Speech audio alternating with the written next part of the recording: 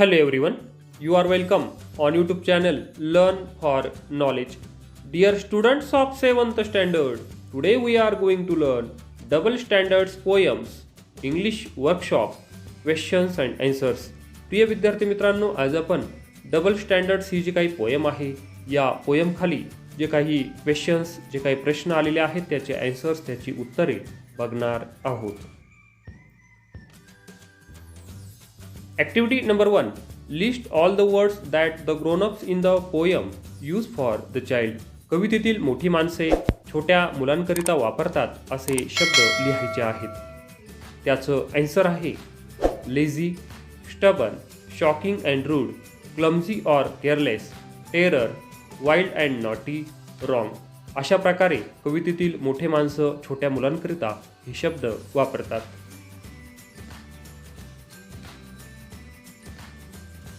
Activity number 2. List all the situations described in the poem. For example, waking up late. कवितेत वर्णन केलेले प्रसंग जे आहेत तर ते लिहायचं आहे. उदाहरणार्थ वेकिंग अप लेट, उशिरा उठणे. असे प्रसंग जे आहेत तर ते लिहायचे आहेत. त्याचं आन्सर आहे waking up late, saying no to something, raising voice, breaking something, doing something wrong, quarrelling. अशा प्रकारे कवितेत वर्णन केलेले प्रसंग जे आहेत तर ते लिहायचे आहेत.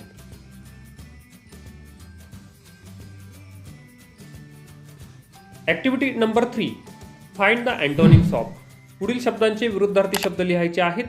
वर्ड्स आहेत lazy, rude, firm, careless, wrong. आता लेझीचा अपोजिट आहे इंडस्ट्रियस. Number 2 rude. रूडचा अँटोनिम्स आहे पोलाइट. फर्म याचा अपोजिट वर्ड आहे हेजिटंट. केअरलेस याचा अँटोनिम्स आहे केअरफुल.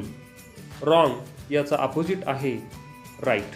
अशा प्रकारे हे विरुद्धार्थी शब्द जे आहेत तर ते लिहायचे आहेत.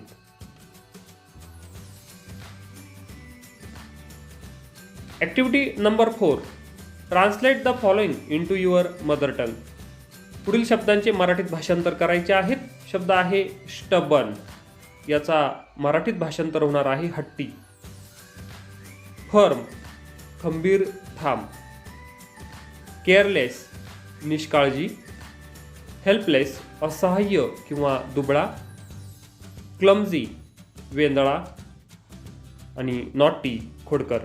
अशा प्रकारे या शब्दांचं मराठीत भाषांतर करायचं आहे.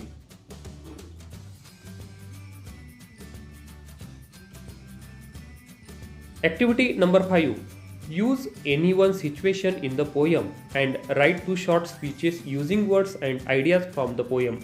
कवितेतील शब्द व कल्पना वापरून कवितेतील कोणत्याही एका प्रसंगावरून 2 संक्षिप्त भाषणं जे आहेत तर ती लिहायची आहे. आता भाषण ए आहे a speech in which the grown ups calls the child. वडीलधारी व्यक्ती लहान मुलांची खरडपट्टी काढते असं एक भाषण लिहायचं आहे. आणि B a speech in which the grown ups explain why his her own action are right. आपली कृती का योग्य आहे याचे स्पष्टीकरण करणारे वडील व्यक्तीचे भाषण. आता इथे फॉर एक्झाम्पल उदाहरणार्थ दिलेला आहे बघा. सिच्युएशन आहे रेजिंग वन्स व्हॉइस, एखाद्या मुलाने किंवा मुलीने आवाज वाढवणे. मग ग्रोनअप्स यांचं भाषण बघा.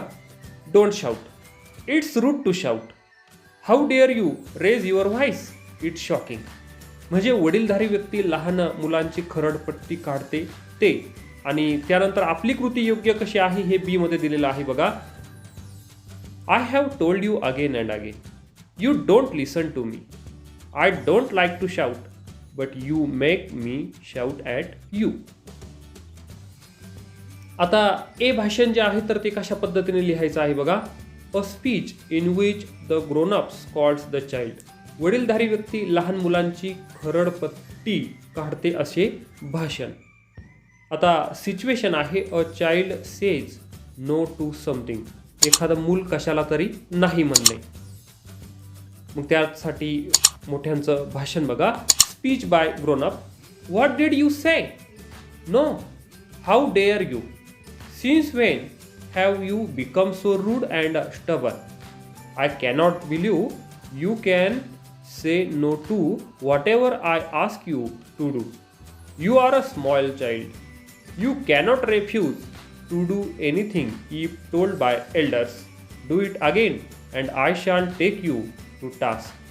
Did you get it? अशा प्रकारे हे भाषण जे आहे तर ते लिहायचं आहे.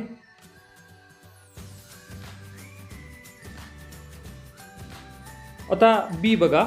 A speech in which the grown up explains why his her own action are right.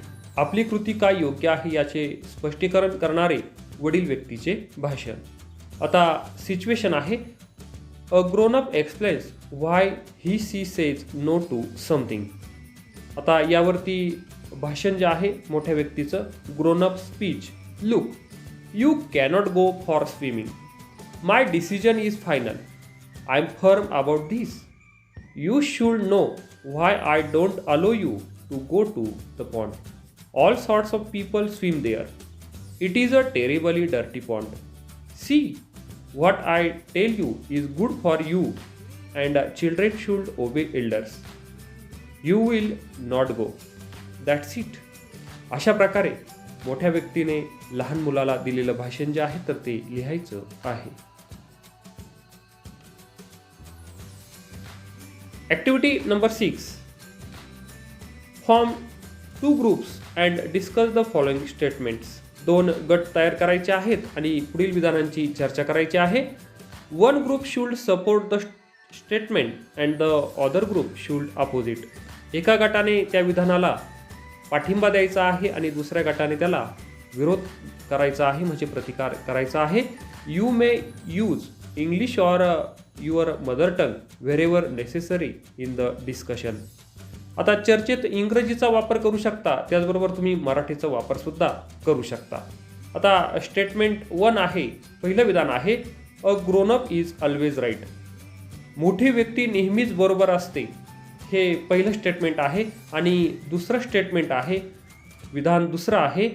A child is always right. लहान मूल नेहमीच बरोबर असते. अशा प्रकारे आपल्याला हे स्टेटमेंट जे आहेत तर ते कशा पद्धतीने योग्य आहेत, म्हणजे एका गटाने काय करायचं आहे तर पहिल्या स्टेटमेंटला सपोर्ट करायचा आहे आणि दुसऱ्या गटाने दुसऱ्या स्टेटमेंटला सपोर्ट करायचा आहे.